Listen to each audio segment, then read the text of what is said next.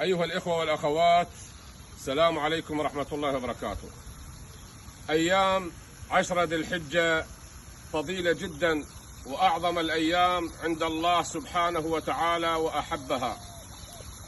قال عليه الصلاة والسلام: ما من أيام العمل الصالح فيهن أحب إلى الله من هذه الأيام، أي من أيام 10 ذي الحجة. قالوا: يا رسول الله، ولا الجهاد في سبيل الله؟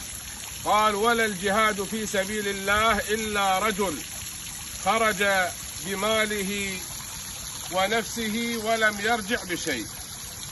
فقال عليه الصلاة والسلام: أكثروا فيهن من التسبيح والتهليل والتحميد، أي يستحب أن يكثر الإنسان من سبحان الله والحمد لله ولا إله إلا الله والله أكبر.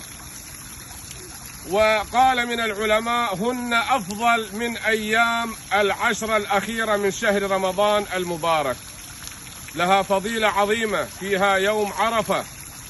والذي ينوي أن يضحي في العيد فلا يقلم أظفاره ولا ينتف الشعر ولا يقتل نملة ولا يقص غصن، فيحرم حاله حال المحرم في مكة حتى ينول الأجر الوفير.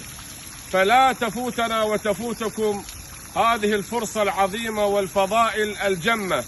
الصيام أيضا قال عليه الصلاة والسلام: من صام يوما في سبيل الله باعد الله بينه وبين نار جهنم 70 خريفا. فيسن فيها الصيام ويسن فيها الصدقات، يسن فيها كثرة الأذكار والمحافظة على الصلوات. فلا تفوتكم هذه الفرصة. وصل اللهم على نبينا محمد وعلى آله وصحبه وسلم.